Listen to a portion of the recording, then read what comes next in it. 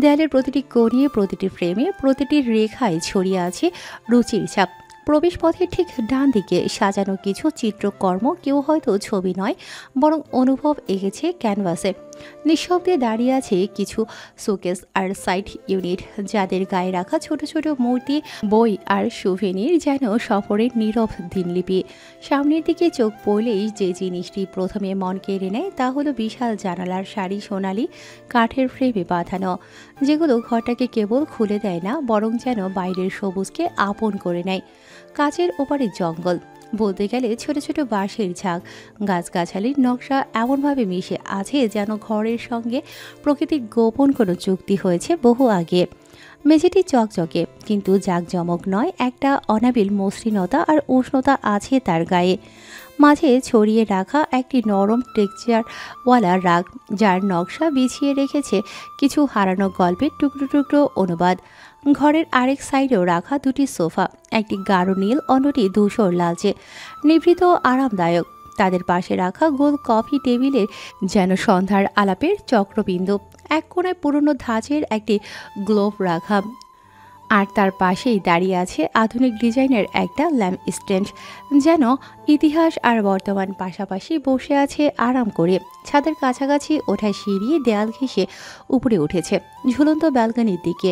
সিঁড়ির রেলিং ধাতব মসৃণ, আর দেয়ালে হেলান দিয়ে ওঠা সে পথ যেন সময়ের সিঁড়ি হয়ে ধরা দিয়েছে। রাত অবাক চোখে ধরে ধরে দেখছিল চারপাশ। তখনই রুদ্ধ তার হাত ধরে টেনে নিয়ে গেল বাড়ির আরেক কোণে, ঘরের ছায়া ঘেরা এক কোণে। সামনে খোলা বারান্দা, অথচ কোনো ঘরোয়া সাজের বিশৃঙ্খলা নেই এখানে, বরং এক ধরনের ধীর ছন্দে সাজানো শূন্যতা। মেঝেটা মসৃণ উষ্ণ ধূসরতায় মোড়ানো, কাঠের স্ক্যাল্পের মতো একটা রকিং চেয়ারে রাখা পাশ ফিরে, যেন কেউ একসময় এখানে বসে দীর্ঘ সময় আকাশের দিকে তাকিয়ে থেকেছে, কিংবা মন ভিজিয়েছে দূরের গাছেদের দোলায়। ডান পাশে ছোট্ট একটা গোল কাঠের টুল আর টেবিল, তার পাশে রাখা চেয়ারগুলোতে যেন এখন কেউ নেই, অথচ ঠিক কিছুক্ষণ আগে পর্যন্ত কারো উপস্থিতি ছিল এখানে। রাত ভাবল, এখানে বসে কফির কাপ নামিয়ে রেখে বৃষ্টি দেখতে দেখতে হঠাৎ নিঃশব্দে হারিয়ে গেলে মন্দ হবে না। বারান্দার বাহিরে তাকালো রাত। বারান্দার ঠিক বাহিরটা যেন একটা সবুজ চিত্রপট, নারকেল গাছ, পাতাঝরা ঘাস আর দূরে ছড়ানো কিছু বাগানের গাছ একসাথে মিলিয়ে তৈরি করেছে এক শান্ত জলঙ্গ রেখা উঠোন, যা শহুরে যান্ত্রিকতার বিপরীতে দাঁড়িয়ে থাকা এক জীবন্ত কবিতা। ছাদের ঢালু ছায়ার নিচে বারান্দা যেন এক মায়াবী পঙ্গুক্তি, যেখানে শব্দরা আসে না, শুধু বাতাসে ভেসে আসে পাতার মৃদু কাঁপুনি আর দূরের ঝিমঝিম ধ্বনি। রাত এত সুন্দর একটা জঙ্গলের মাঝখানে বাগান বাড়ি দেখে কিছুটা থমকে গেল। এত সুন্দর বাড়ি কিভাবে তৈরি হলো, তাও আবার এমন একটা জায়গায়। রাত রুদ্ধের দিকে অবাক হয়ে তাকাতেই সে রাতের নাক টেনে দিয়ে বলল, এখানে চুপটি করে বসো, আমি কফি নিয়ে আসছি। বলেই চলে গেল রুদ্ধ। রাত সেদিকে তাকিয়ে বারান্দার রকিং চেয়ারে গা এলিয়ে দিল। বারান্দাটা যেন একটা নিঃশব্দ আততায়ী, আর প্রকৃতি তার প্রহরী।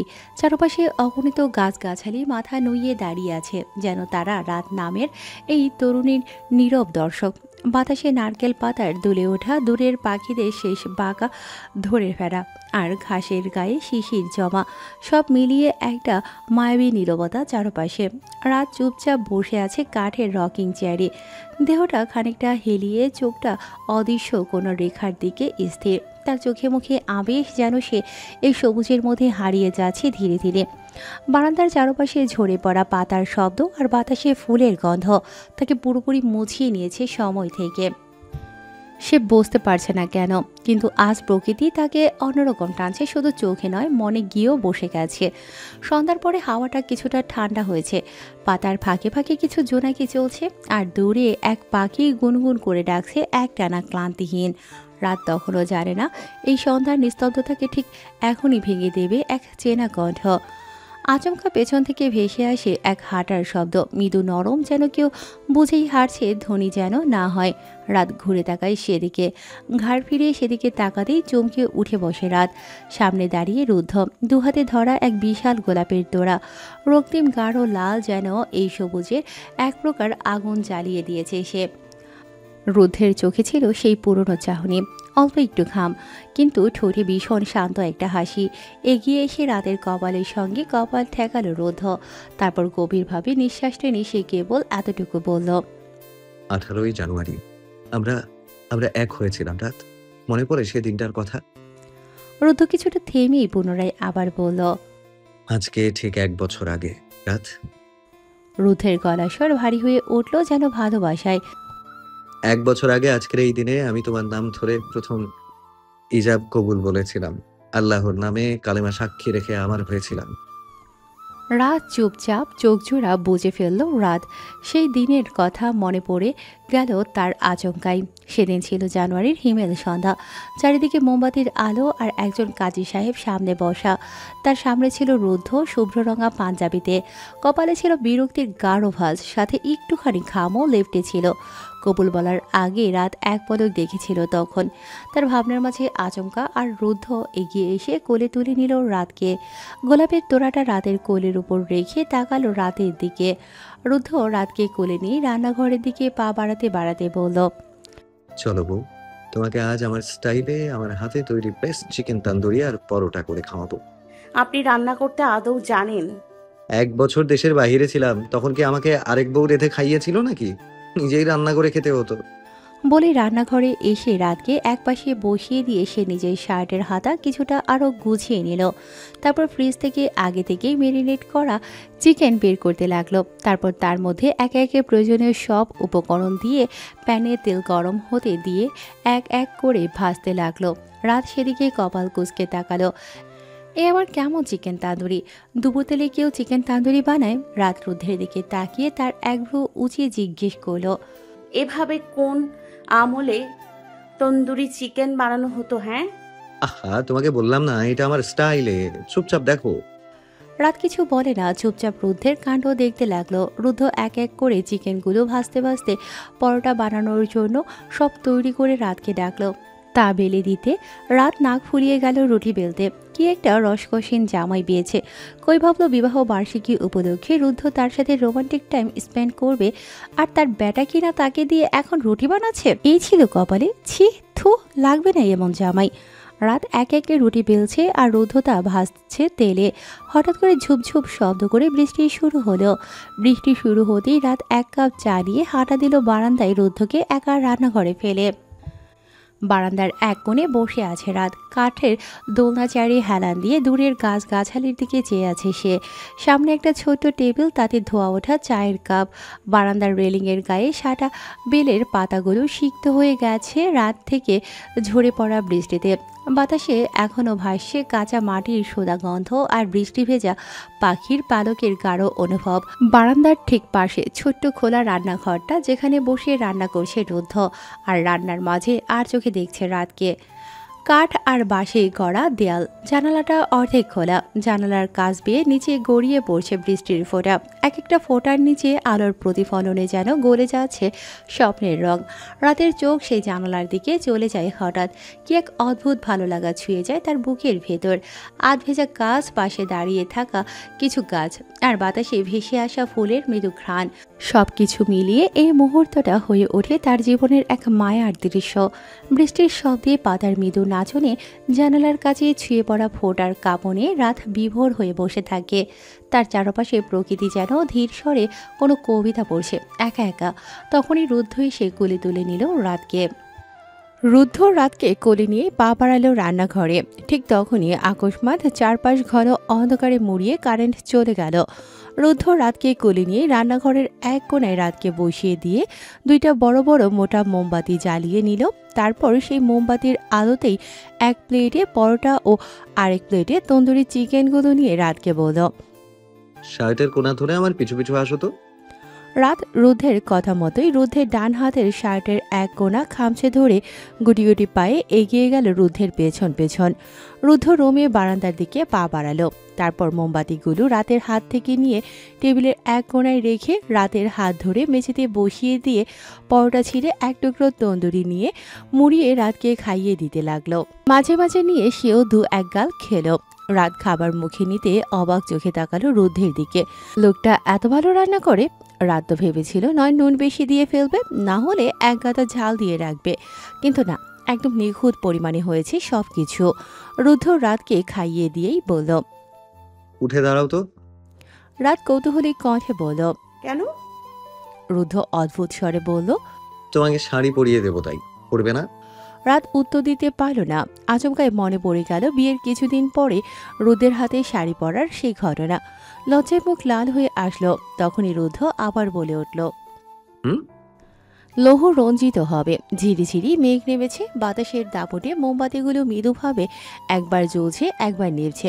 রুদ্ধ সে আলোয় রাতের লাল হয়ে যাওয়া মুখখানা দেখতে ডান হাতের বুড়ো আঙুল দিয়ে রাতের মুখ তুলল। রুদ্ধ রাতের দিকে অবিন্যস্ত চেয়ে চেয়ে বলল। এই লাল টুকটুকে রাঙা গালেই তো মরেছিলাম আমি এক বৃষ্টি স্নাত রাতে।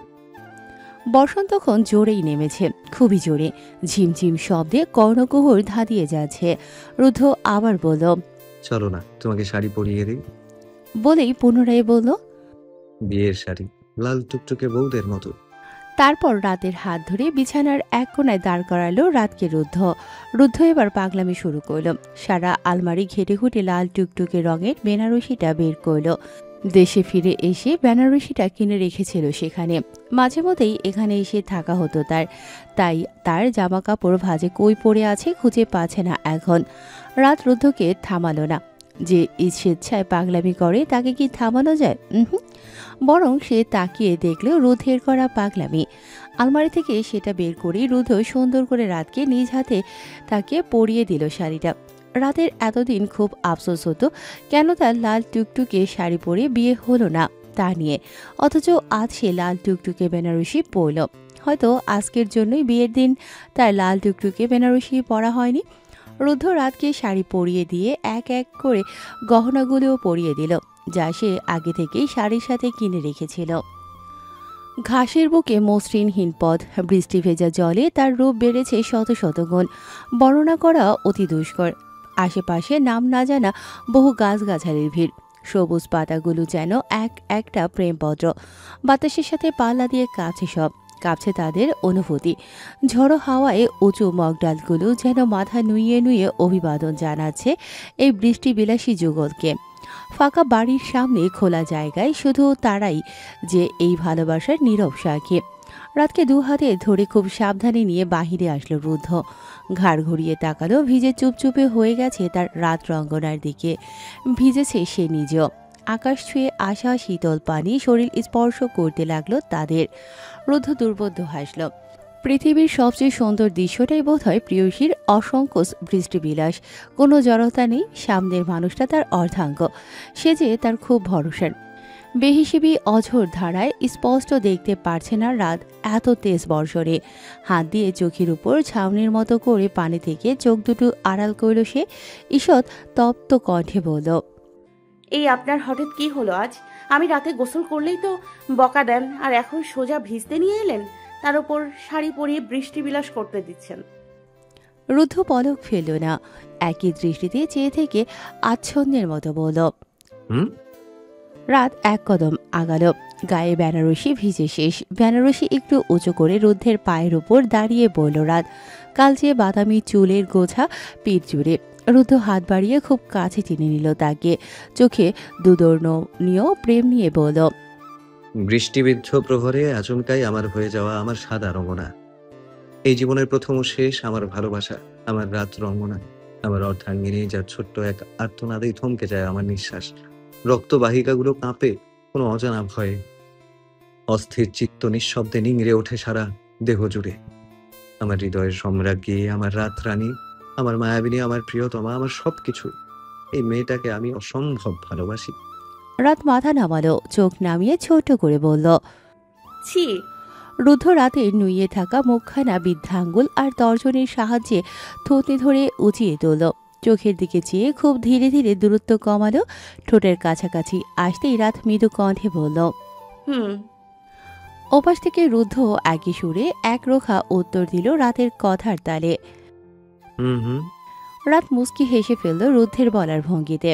শহর জুড়ে তখন প্রবল বৃষ্টি। সেই বৃষ্টির প্রতিটি ফোঁটাও যেন আজ তাদের পবিত্র এই মিষ্টি ভালোবাসার মুহূর্তের সাক্ষী হতে আরো অবাধ্য হয়ে পড়েছে। আকাশ ভেঙে যেন এক আত্মা নেমে এসেছে, জলের আত্মা। চারিদিকে নেমে এসেছে কুয়াশা ভেজা শান্তি। বিদ্যুতের আলতো ঝলক মাঝে মাঝে আকাশের বুক চিরে এক ঝলক আলো ফেলে যায়, আর সেই আলোর মাঝে রাতের চোখে ধরা পড়ে রুদ্ধের মুখ। অদ্ভুত এক আলোয় ভরে ওঠে তার হৃদয়। বাতাসে ভাসছে সদ্য ফোটা বেলি ফুলের গন্ধ আর ভেজা মাটির মায়া। বারান্দায় বাঁশের ফাঁক দিয়ে বাতাস ঢুকে পড়ে। দুজনের পোশাকে হালকা কাঁপন তুলে যেন প্রকৃতিও দুজনকে জড়িয়ে ধরেছে মৃদু ভালোবাসায়। আকাশের প্রতিটি গর্জন যেন এক একটা কবিতা হয়ে রুদ্ধের ভালোবাসা ঘোষণা করছে। আর বৃষ্টি, সে তো আজ নির্লজ্জ, নরম হাতে গায়ে পড়ে ভালোবাসা হয়ে গড়িয়ে পড়ছে।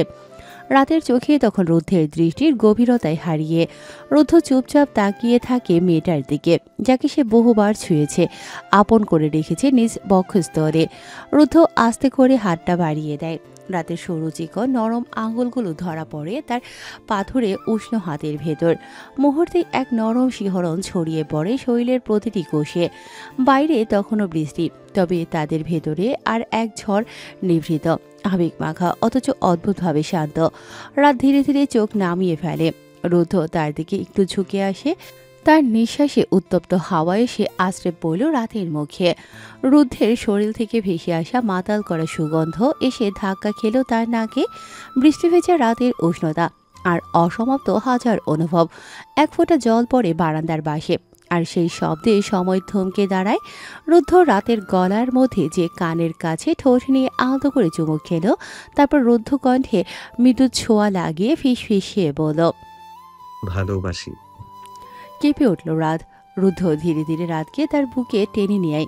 কোনো কথা নেই, কোনো তাড়া নেই, শুধু নিঃশ্বাসে গড়া এক ছন্দ, যা কেবল তাদেরই বোঝা। বৃষ্টির শব্দ যেন এক দূরবীন গান হয়ে বাজছে চারপাশে, আর সেই সুরে গলে যাচ্ছে দুটি শৈলের সীমারেখা। রাতের গালে, চোখে, কপালে রুদ্ধ চুমু রাখে, যেন সে পৃথিবীর প্রতিটি অস্থিরতা থেকে মেয়েটাকে নিরাপদ করে তুলেছে। আর রাত, সে ধীরে ধীরে নিজেকে ছেড়ে দিচ্ছে সেই কোমল যত্নের মাঝে। তার আঙ্গুল উঠে আসে রুদ্ধের চুলে, আরেক হাত বুকে স্থির হয়ে থাকে, যেন সেখানেই সে বেঁধে আছে সব। বাতাসে তখন রাতের চুলের ঘ্রাণ আর ভেজা রাতের উষ্ণতার মিশেল। রুদ্ধ কানে কানে ফিস ফিস করে বলে, এই ছোট্ট মেয়েটাকে এত ভালোবেসে পাগল হয়ে যাচ্ছি, সে কি এই পাগলামি সইতে রাজি? রাতের চোখ বুঝে আসে, ঠোঁট কাঁপে, তবুও সে বলে না কিছু। রুদ্ধ তখন তার কাঁধে মুখ গুজে রাখে, নীরবতায় বোঝায় তার আকুলতা।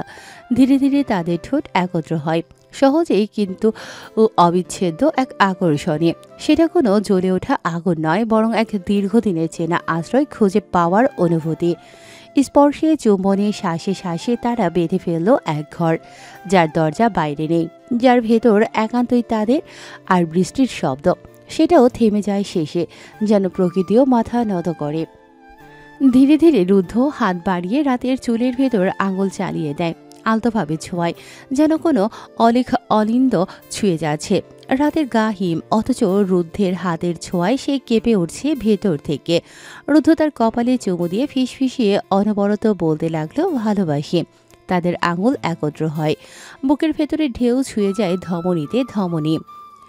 সেই ঘরে আলো কম, অথচ ভালোবাসার আলো জ্বলছে স্পষ্ট। রুদ্ধ আস্তে করে রাতের গাল বেয়ে চুমু রাখে তার গলায়, ঘাড়ে, সেখানে যেখানে নীরবতার রেশ জমে থাকে সব সময়। রাত চোখ বন্ধ করে ফেলে, নিঃশ্বাস থমকে থাকে, শুধু অনুভব করে রুদ্ধ ঠোঁটের নরম চাপ। একসময় সেই স্পর্শ কাঁধ থেকে নামে বাহুতে, হাত থেকে উঠে আসে হৃদয়ের গভীরে। রুদ্ধ পুনরায় রাতের কপালে নিজের কপাল ঠেকিয়ে চোখ বুজে সেভাবেই থাকে কিছু সময়। তারপর রাতের হাত ধরে পা বাড়ায় সামনে থাকা ছোট্ট বাগানে, যেখানে দল বেঁধে ফোটে বেলি ফুল। পাশেই বিশাল বড় সাদা রঙ্গন গাছ, থোকা থোকা সাদা ফুলে ভরে আছে। রুদ্ধ একটি বেলি ফুল নিয়ে গুজে দিল রাতের কানে। রাত মৃদু হাসল বোধ হয়, তাকিয়ে দেখতে লাগলো সামনে থাকা পুরুষটার পাগলামো। বাইরে তখনও বৃষ্টি, জানালার কাছ বেয়ে নেমে আসে এক ফোঁটা জল নিভৃতে, যেন প্রকৃতি পর্যন্ত থমকে তাকিয়ে আছে, সাক্ষী হয়ে আছে এক পবিত্র প্রেমের, নিঃশব্দ মিলনের। সকালটা যেন হঠাৎ করেই এসে দাঁড়ায় তাদের দুজনের জানালার গ্লাসে। হালকা সোনালি রোদ, মেঘ, বৃষ্টির লুকোচুরির খেলায় ঘরের কোণায় লেগে আছে এক ধূসর রূপলি আলোর ছায়া। বাইরে তখনও গাছের পাতা থেকে ফোঁটা ফোঁটা পানি ঝরছে গত রাতের সাক্ষী হয়ে। রাত তখনও ঘুমিয়ে, তার মাথা রুদ্ধের বাহুর মাঝে আলতোভাবে রাখা, আর চুলগুলো ছড়িয়ে আছে বালিশের উপর। রুদ্ধ জেগে আছে, কিন্তু নড়ছে না। তাকিয়ে আছে মেয়েটার দিকে, যার নিঃশ্বাসে সে গত রাত হারিয়েছে।